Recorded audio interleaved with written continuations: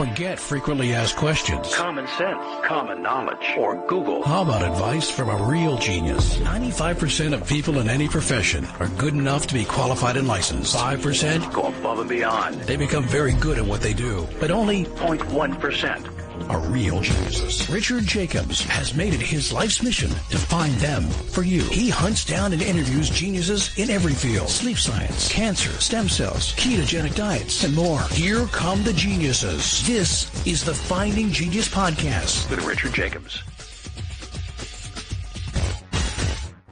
Before we begin, a note from our sponsor. I'm Richard Jacobs, Executive Director of the nonprofit Finding Genius Foundation and host of the Finding Genius Podcast.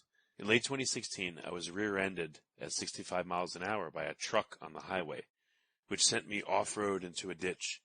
The impact of the collision gave me a concussion and other injuries. At the hospital, a CT scan showed that I had thyroid nodules, which turned out to be cancer. It was then, when I had a biopsy of my neck, that I realized even if I was a millionaire, I wouldn't want a second or a third biopsy due to the pain and the invasiveness of it. And appointments at that time for thyroid experts were 3 to 6 months out. And I was worried about dying now, even if that was irrational.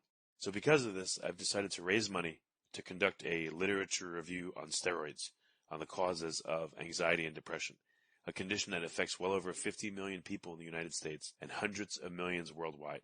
Our goal is to create a codex, a guide that reveals all possible treatments for anxiety and depression for people that live with the condition, or for loved ones that have it, as my wife and my son do. To find out more about our fundraiser, visit findinggeniusfoundation.org and click on current initiatives. And now, to our guest. Hello, this is Richard Jacobs with the Finding Genius podcast and the Finding Genius Foundation. A quick note about the foundation. We're started on our anxiety and depression codex. So the goal here is, if you have anxiety or depression, if you know someone that does and they go to a practitioner, they may know 1, 2, 3% of all the possible treatments. And our goal with the project is to go over approximately 5,000 sources in literature and articles and videos and assemble, hopefully, let's say 20% of all the possible known treatments for anxiety and depression. So that's the goal. If you want to find out more about the effort and look into donating, go to findinggeniusfoundation.org. And today, my guest is Emily Monroe. She's an executive director of what's called Casita Copán. The website is CasitaCopan.org. So, Emily, thank you for coming. Thank you, Richard. It's really great to be here. Yeah. So tell me, well, you don't sound like you're from Honduras, but how did you end up there and how did you start this project? Sure. Yes, I am not. I'm actually from Pittsburgh, Pennsylvania, but I moved to Honduras about 10 years ago. It was not my intention to start this organization, but it was kind of one of those, one thing led to another. So Casita, what we do is, so we're located in Copan, Honduras, which is actually just a small rural community. And we really try to work with single mothers and with children, and we try to keep families together. So a lot of times what happens in communities like ours, or I call it ours because I've lived there now for 10 years, but a lot of times children end up in institutions or children's homes. And what we try to do is really stop that from happening. We try to work with families so that kids can grow up with their families and in their communities of origin. So I kind of, it was not on purpose that I came to run this organization, but, it sort of was meant to be, I think. Well, what's the dynamic in Honduras? I know there's like San Pedro Sula and Tegucigalpa are the big cities. Do you focus there or are you kind of out in the boondocks? Like, I guess Copan is like these old Aztec or Mayan ruins, but I think it's more rural, right, than the major cities? Correct. We're about 4 hours by car from San Pedro Sula, which is the city that kind of gets in the news a lot for being very violent, and then recently for sort of being the epicenter of the migrant caravan. So our community is a lot different. We're really actually close to the Guatemalan border. So what happens in our town is we have a lot of migration. So we end up with a lot of single parent homes, mostly families that are being, entirely run by women, a lot of children being raised by grandparents, because there are so many family members migrating to the United States. It's also, because it is a small town, the economy is very dependent on tourism. So we had a very rough couple of years. Since COVID happened, obviously it affected the whole world, but it definitely hit our town pretty extremely. We also had a couple of hurricanes at the end of last year. So it's been a rough time. It's a safer community than one of the larger cities, but on the downside, we don't have hospitals or kind of the traditional support services that you would expect in a modern community, let's say. So how does Casita Copán work? Who do you work with and how? So our main focus is actually working with the mothers. So our main program is our daycare center. And what we do is we have a safe place where children can be during the day while their mothers are at work. Because like I mentioned, a lot of the mothers are responsible for their whole family, and that can tend to lead to child abandonment. It can lead to children leaving the home too soon. So what we try to do is give that safe space where kids can be and their moms can trust that their children are well taken care of. Because there are such high levels of malnourishment and problems with health, we also focus a lot on that. So all of our children get really well balanced meals. We're working with education. We're kind of filling in the gaps that the family can't provide, let's say. So that's what our main kind of flagship program is, the daycare. And the point of that is really prevention. It's trying to keep the child from ending up in an institution or in a home because their mother is too poor to take care of them. So then our next program is called our Casitas, and those are temporary foster care homes. And those are for kids that really can't live with their biological family. But what we try to do is keep them as connected to their community as possible. So we have several homes that we run throughout the town of Copan. And so the kids live in as close to kind of a family style environment as possible. We're not trying to create an institution or a large scale orphanage. We're trying to get the kids to have as close to a family life as they can. And we also work with their families to try to get them to be reintegrated with their family when that's possible. So that's kind of our main two programs. We are always creating new initiatives or kind of responding to the needs of our community, but those two programs are kind of our bread and butter. Well, I've been to Honduras. It's been a long time, like over 20 years, but it seemed to be very family oriented and families hang out. So what do they do before you were there? Yeah, and I think that's a really important point. You know, one of the things that people think, you know, or if they go to developing countries, people often think that there's, you know, these large amounts of orphans that need to be saved. And in most cases, that's not the case. And that's especially not the case in Honduras. Most of the children who end up in orphanages do have living relatives, and they often have living parents. And so that's sort of one of the things that we're trying to do, like you say, work with the family that already exists. People in Honduras, they're incredibly family oriented. They love children. Many times people will already live with extended family members and take in kind of anyone, you know, to give them a home. And so that's really what we're trying to do. We're trying to kind of work with the families that are already there. So I'll give you an example. So if we have, let's say we had a family of 6 children that lost their mother last year. She got sick and she died. And so you could take those 6 children and put them into an orphanage, but they had a living aunt, they had a relative. And the problem was that relative just didn't have space for them. So instead of taking those 6 children and removing them from their family, we decided to work with the aunt instead and kind of we helped her build a small addition to her home so that she could take care of those kids. And so that's what we try to do, really work with the families that are already there so that it's not, you know, an organization that has to be there. We try to work with the strengths of the community. Is daycare a thing in these countries in Central America, or is it like a totally alien concept? It's really not. What is done more traditionally is children were kind of just left at home. What has happened in Copan or in some of these rural communities is that the makeup of the community is starting to change. So it used to be safer to leave children unattended during the day. Their neighbors would look out for them, and it was kind of, you know, everyone would look out for each other. But, you know, times have changed and things are not quite as safe as they used to be. So there really is kind of this new push for a need for daycare.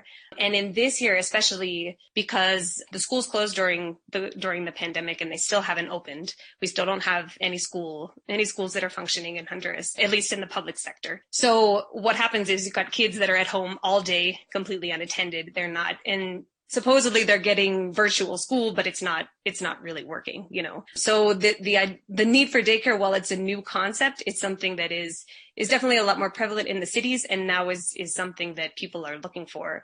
We have a huge waiting list.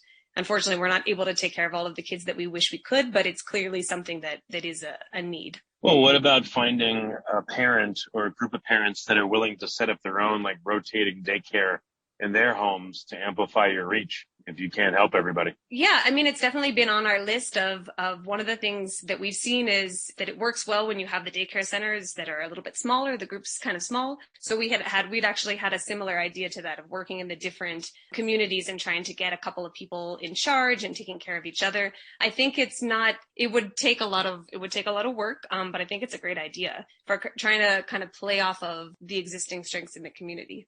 Well, what are the type of work that mothers do in the communities you're in? Is it more traditional, whether you stay home, or are they now going out into a two-job household, two-parent, two-job household? Most of the households that we work with are single parents, so it's only the mother. And that's actually something that is becoming a lot more common across the board. So a lot more women are working now. It's definitely something you see. For the population that we work with, which is the lower income population, most of the women work generally as domestic helpers, so they might work in a home. That's another thing that's still very common in Honduras, for people to have a paid domestic worker who will come to their home, and they're normally not paid very well. Then they might work in customer service, so in food service or things like that. But again, they're all very low paying jobs. And when I say low paying, we're talking kind of $100, $150 a month. Before we continue, I've been personally funding the Finding Genius podcast for 4.5 years now, which has led to 2,700 plus interviews of clinicians, researchers, scientists, CEOs, and other amazing people who are working to advance science and improve our lives and our world. Even though this podcast gets 100,000 plus downloads a month, we need your help to reach hundreds of thousands more worldwide. Please visit findinggeniuspodcast.com and click on Support Us. We have 3 levels of membership from $10 to $49 a month, including perks such as the ability to see ahead in our interview calendar and ask questions of upcoming guests, transcripts of podcasts you're interested in, the ability to request specific topics or guests, and more. Visit findinggeniuspodcast.com and click Support Us today. Now, back to the show. Well, what's a decent income for someone living in Copan in Honduras? So we do have a pretty solid minimum wage, which would be about $400 US. But in a town like Copan, most people are not getting paid minimum wage.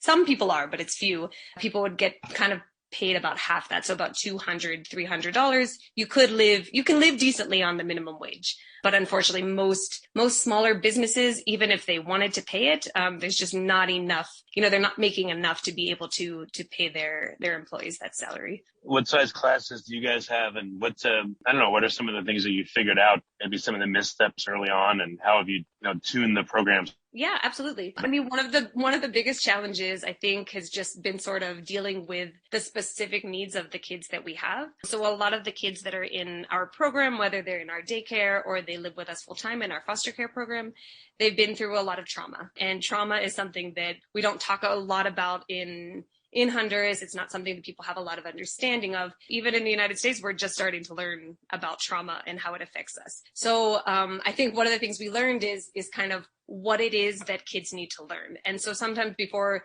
I have a lot of people ask me, oh, well, do your kids speak English? Have you taught them English? Have you taught them this? And to be honest, no, because we've just had to start. So we've had to go back kind of even further. We focus a lot on life skills. We focus a lot on coping skills, how to be able to communicate, how to handle emotions. That's a huge thing when you're working with kids who've experienced trauma, just kind of how to handle those up and downs that they've had. Most of our kids are very behind academically. So we are doing a lot of catch-up work. We're helping them, and kind of, even if some of them have a lot of, cognitive delays, developmental delays that make things a little bit difficult. So what we try to do is we work in smaller groups. Our kids have a different schedule of classes similar to kind of a school or an after-school program, but again, focused more on life skills, focused more on things in the community. Some of our older kids, we do internships with them and things like that so that they can get out into the community and really learn skills that they're actually going to be able to use in the future. So we do a little bit of everything like that. But again, that's kind of our big focus, is on finding those life skills that they need to be successful in their life. Well, it sounds like there's so much need that you need to really get all the help you can. What about getting older boys and girls to come in and to teach to the younger kids, or to hang out with them, like a big brother or big sister program that goes along with the daycare? Yeah, absolutely. And there's a great bilingual school that's in the community. And so we partner a lot with them. We've got a lot of the high school students that come and we'll work with our younger kids. So we've been really lucky in the town where we live that there are people who are interested in that. So we do that a lot. That's huge. And I think for our kids to be able to see other examples of kids who have been more successful or who maybe are, doing something good with their lives, that's a great inspiration for them. What about boys versus girls? You're saying that there's a lot of single family homes. So, I guess for the girls, I don't know if you provide any education, be careful, don't rush into sex, that kind of thing. And for the boys, same thing. And it's really not morally or ethically right to just go and have fun with a girl and then leave them and they have to raise your baby type of thing. Exactly. Yeah. I mean, that's a huge thing for us. And also in the community where we live, I mean, this sounds a little bit dark, but we do live in a town where there is tourism. So you have to prepare kids for making sure that they don't fall into any kind of tourist traps with sexual tourism. So things talking about sex and talking about being safe and consent and all of those things, those are topics we start with the kids at a pretty early age.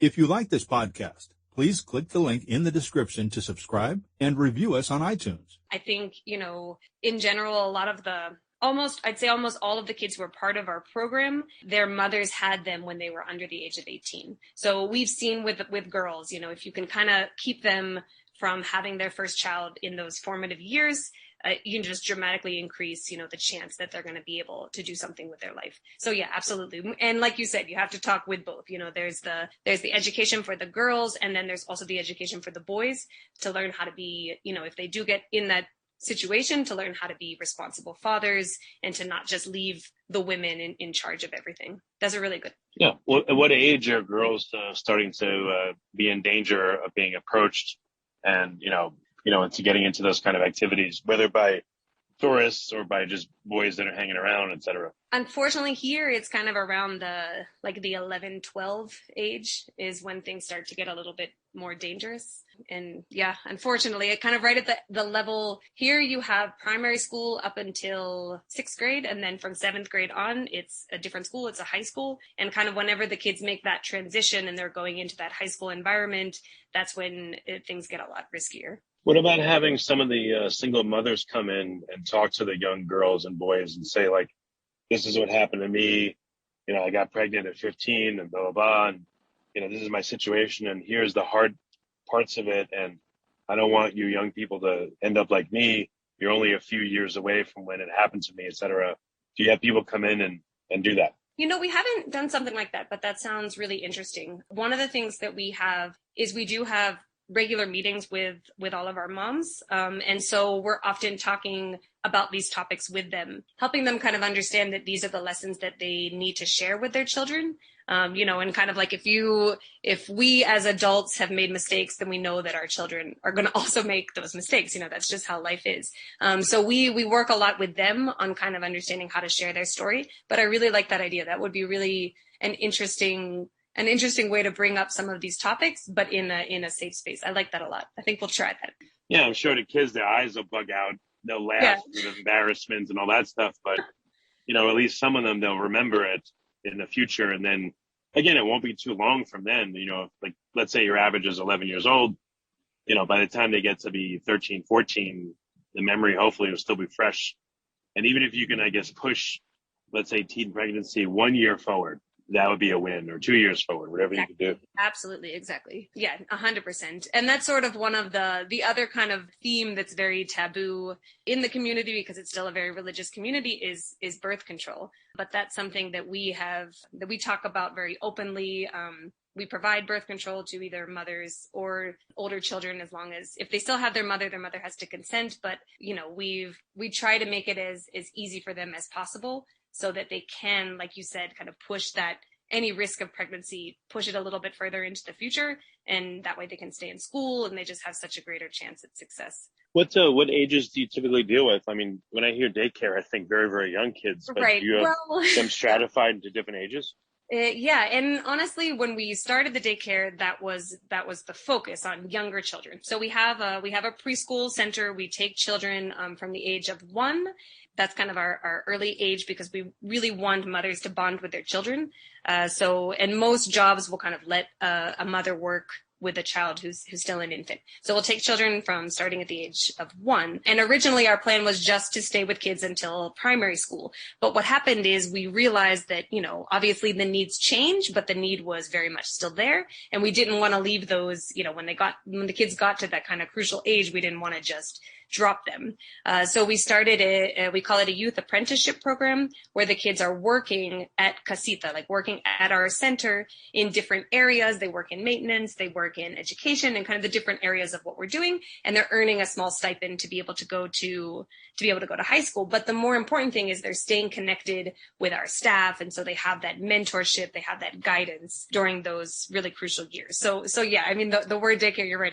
You imagine little kids. And so we've got that, but we kind of have to adapt our programs to meet all of the different needs. And kids finish our program at the age of 18. We don't have any children beyond 18, although from there, they kind of switch into, if they lived in our foster care program and they hit age 18, then we kind of help them for a couple of years until they get fully on their feet. But that's kind of our full age range. Yeah, another thought that came to mind is like the Boy Scout or the Girl Scout model, where they get badges for certain skills and they kind of move up that way. I don't know if you have that, or, like in martial arts, they have the belts and you move through the system and you graduate, et cetera. Like, if someone's in your program, do they have tracks to let them know that they've finished the program and they won a badge or they acquired a skill, or is it just informal? It's more informal, but we do have sort of like different milestones that they hit, and we're always checking on them. For the kids who are in our foster care program, they have, for each age, they have sort of what are the things that we want them to learn by that year. So for instance, they're going to learn how to cook by this age. They're going to learn how to drive a car. They're going to learn how to balance a checkbook, how to do basic maintenance, kind of the stuff that you would see in Honduras. So we put ages attached to that, and they kind of hit those milestones. That's a really neat idea to kind of add on that recognition. But for now, it's been kind of just more informal because to be honest, a lot of what we've done has been, we're kind of making it up as we go along. We're definitely paying attention to a lot of research. We're learning. We have our vision. But for me, it's really important to not, to make sure that you have your vision, but that you also are paying attention to what's happening in real life, what's working, what the kids actually need, what I mean? Because everything changes so rapidly. So we've kind of just been evolving our program and how it works as the years go on. Are the Copán Ruins open? And, have you considered maybe some of the local families could act as tour guides for some of the temples and structures, and maybe they can earn money that way and might give them a sense of pride? Sure. The ruins are open. We have a couple of our high school students that do an internship there. There is a big group of guides that already exist. And so it's kind of it's not an area where you can get in. It's kind of already pretty saturated, but that's big. We go pretty much to visit the ruins about once every month or so for the kids to have that experience and to understand their culture. But yeah, we do have a couple of our high school students that do an internship there. So you said you've been in Honduras for 10 years. Like, how have you seen it change over the past 10 years? It has changed a lot. It has changed a lot and not changed a lot, I guess, at the same. I don't know. I mean, in our community, there's a lot more, it's gotten a lot more modern.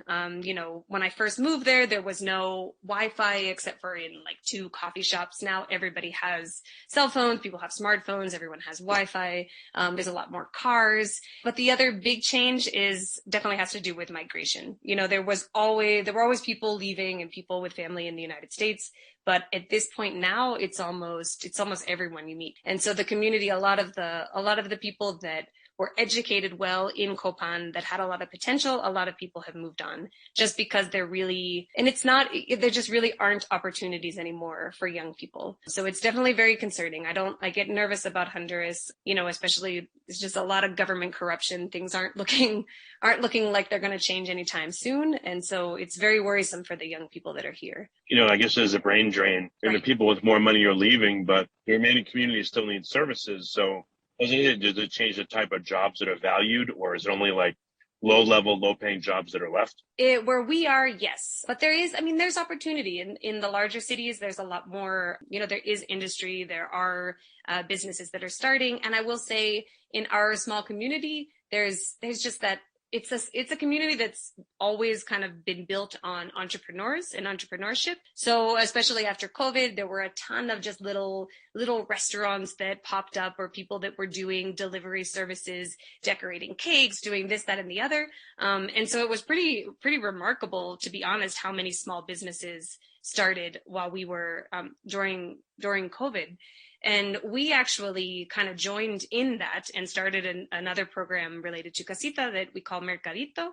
And it just means little market. And essentially the idea with Mercadito is if women have kind of an idea for a business that they want to start, they can join our little group. It's a group of women who have business ideas, and we have a place where they can work. We have we have like stoves and kitchen materials and areas that they can use, and they can it's kind of like a business incubator, a micro business incubator. And we help them kind of come up with what's their plan for their business, what are the things that they need, how can they get that, so that they can kind of launch and make some extra money. So as much as, like you said, it's true, the things are traditional jobs as they knew it, I guess, in the past are changing, but there's still tons of talented people and people looking for ways to make money in this era. I wouldn't say like deliberately franchise or do it so formally, but why not ask either mothers or kids that go through the program, hey, you can also make money starting a business like this, a daycare yourself. Here's the model. Here's how to run it,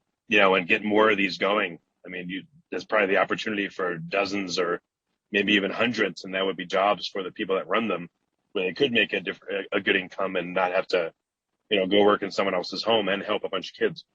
Right. Yeah.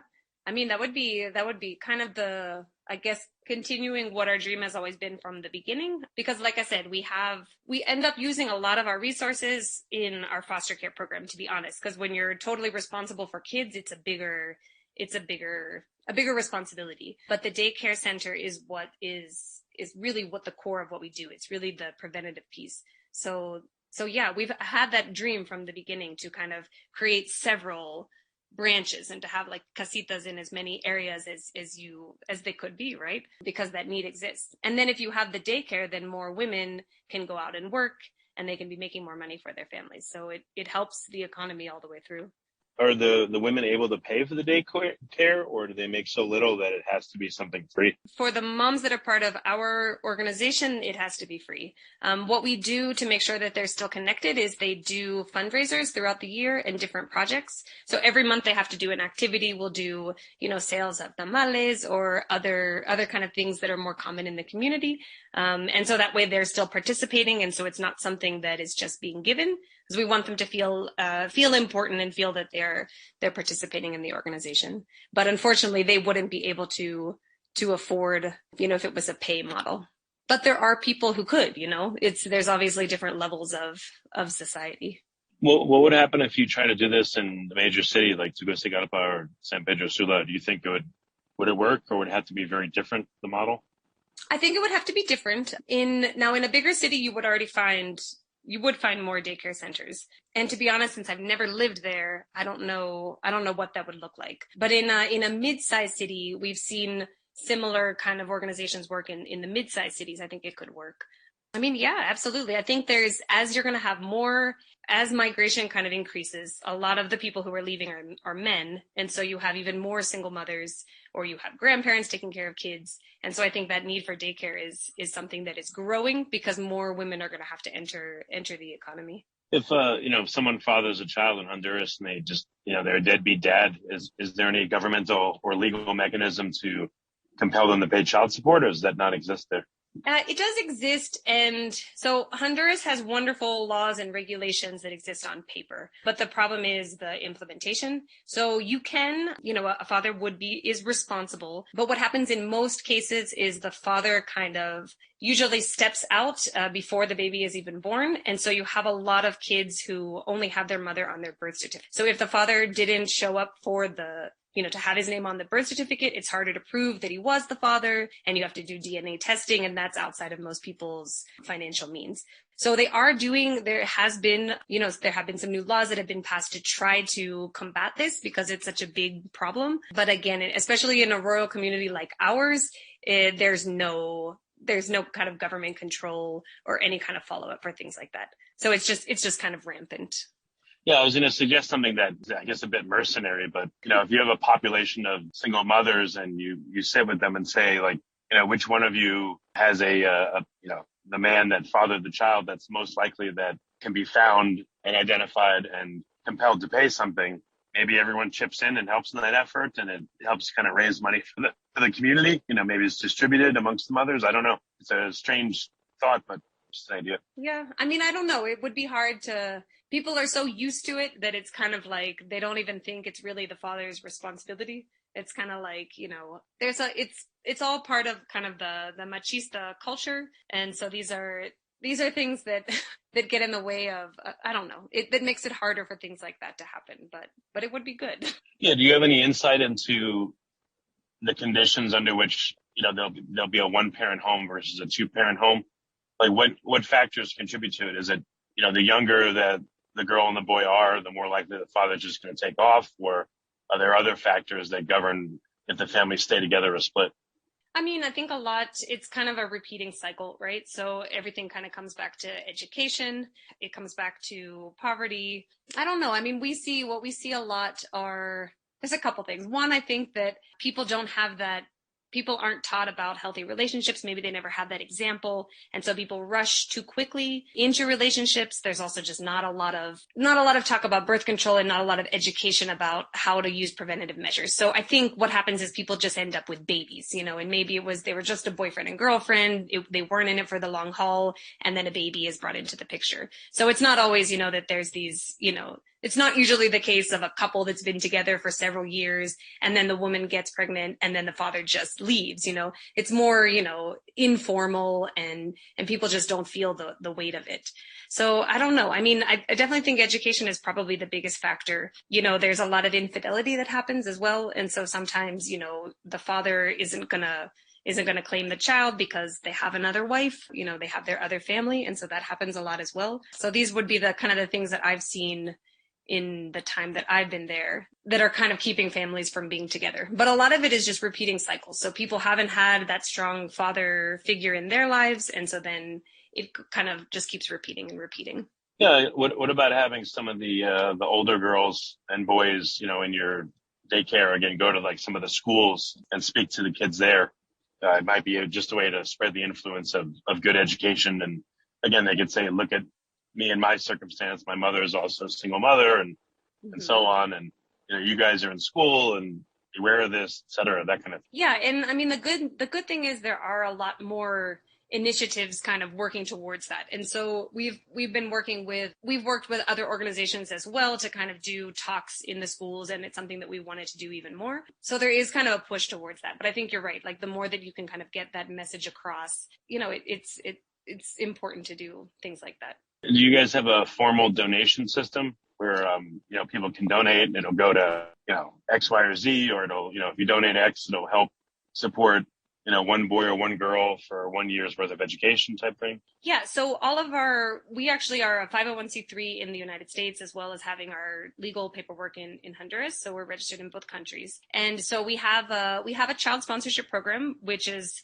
there's 3 tiers. We do $30, $60, and $90 a month. One thing about our sponsorship program that's important is that you are matched with a child, but we don't wait for sponsors to let children into the program. Does that make sense? So, you will be helping a child, but really you help the work in general, because sometimes our kids will come in and out of our program. They might be in with us for a little while because of a family problem, and then they might go back to their families. So we keep our sponsorship program a little bit more open-ended so that, it doesn't feel like, we have to kick out a child from our program because we don't have enough sponsors this year. You know what I mean? But we do. All of our donations are right through our website at casitacopan.org.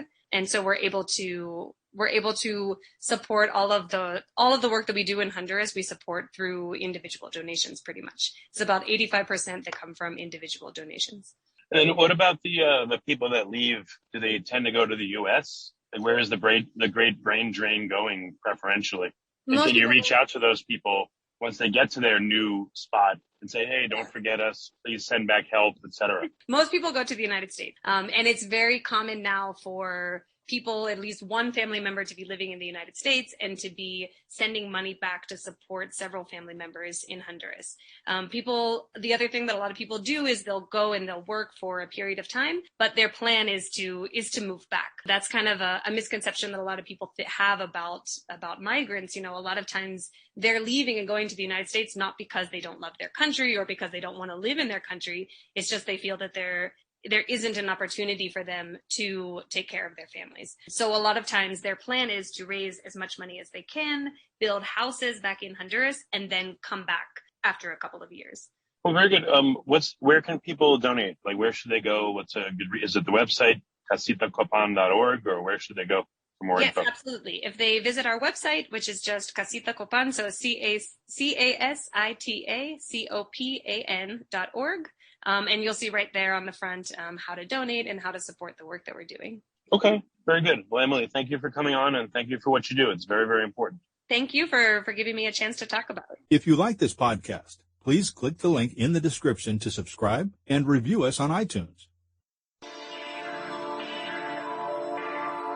You've been listening to the Finding Genius podcast with Richard Jacobs. If you like what you hear, be sure to review and subscribe to the Finding Genius podcast on iTunes or wherever you listen to podcasts. And want to be smarter than everybody else? Become a premium member at findinggeniuspodcast.com. This podcast is for information only. No advice of any kind is being given. Any action you take or don't take as a result of listening is your sole responsibility. Consult professionals when advice is needed.